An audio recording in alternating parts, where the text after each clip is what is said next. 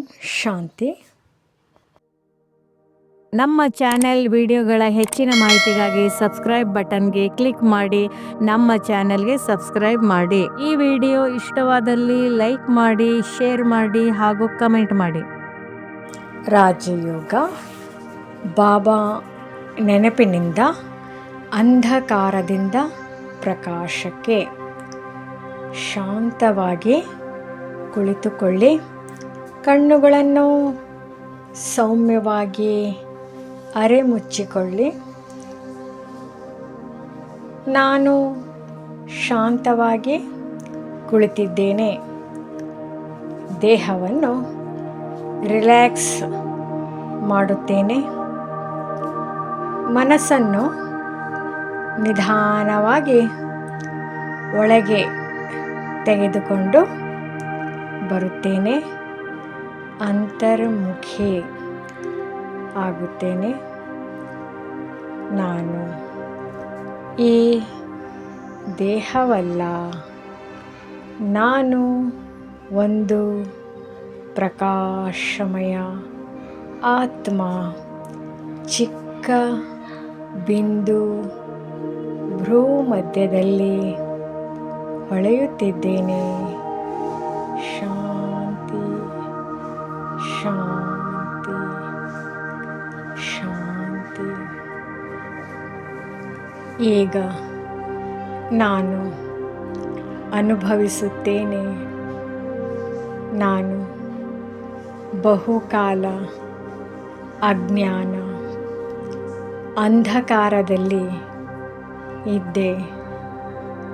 ಆದರೆ ಈಗ ಜ್ಞಾನ ಸೂರ್ಯ ತಂದೆ ನನ್ನ ಮುಂದೆ ಇದ್ದಾರೆ. ಮನಸ್ಸಿನಲ್ಲಿ ಮೃದುವಾಗಿ ಹೇಳುತ್ತೇನೆ, ಬಾಬಾ ಬಾಬಾ.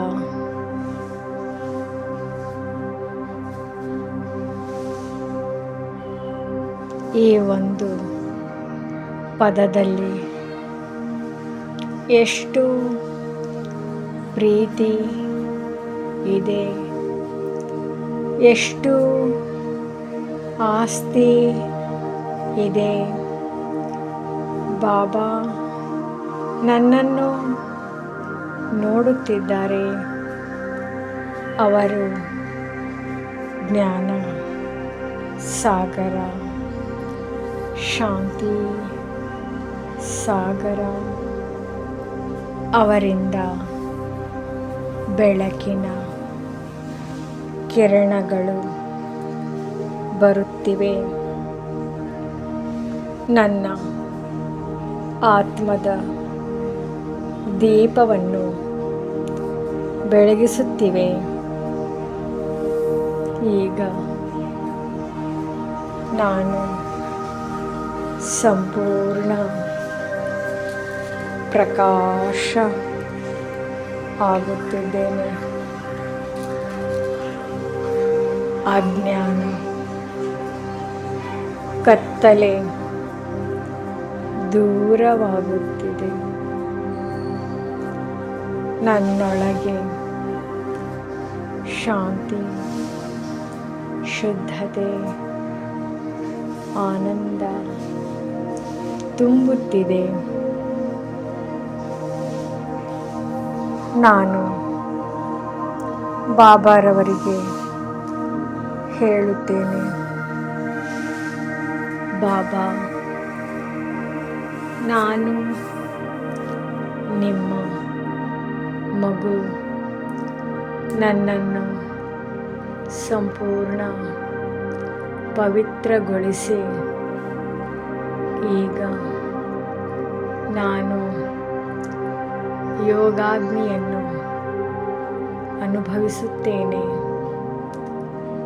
ನನ್ನ ಪಾಪಗಳು ಕರಗುತ್ತಿವೆ. ಭಾರ ಕಡಿಮೆಯಾಗುತ್ತಿದೆ. ಹೃದಯ ಹಗುರವಾಗುತ್ತಿದೆ. ಮನಸ್ಸು ಶಾಂತವಾಗುತ್ತಿದೆ. ಈಗ ನಾನು ಬೆಳಕಿನ ದೀಪವಾಗಿ ಬದಲಾಗುತ್ತಿದ್ದೇನೆ. ನನ್ನಿಂದ ಪ್ರಕಾಶ ಹರಡುತ್ತಿದೆ. ನನ್ನ ಸುತ್ತಲಿರುವ ಆತ್ಮಗಳಿಗೂ ಈ ಬೆಳಕು ತಲುಪುತ್ತಿದೆ. ಅವರು ಕೂಡ ಶಾಂತಿ ಅನುಭವಿಸುತ್ತಿದ್ದಾರೆ.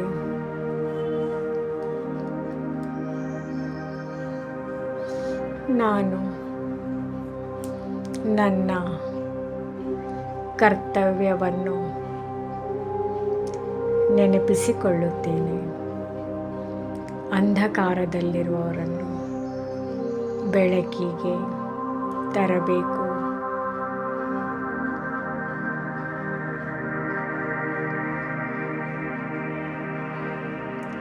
ನಾನು ಬಾಬಾರವರ ಸಹಾಯಕ, ಜ್ಞಾನ ದೀಪ, ಜ್ಞಾನ ಜ್ಯೋತಿ.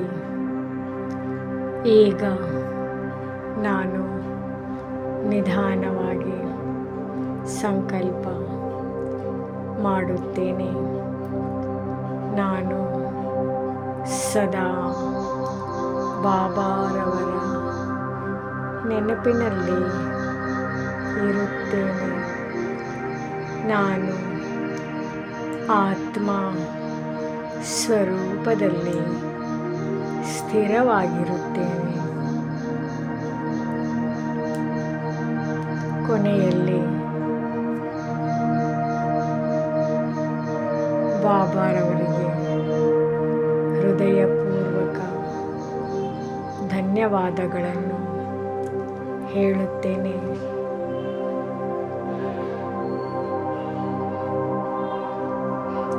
ನಿಧಾನವಾಗಿ ಕಣ್ಣುಗಳನ್ನು ತೆರೆಯಿರಿ. ಶಾಂತಿಯ ಅನುಭವವನ್ನು ದಿನವಿಡೀ ಕಾಪಾಡಿಕೊಳ್ಳಿ.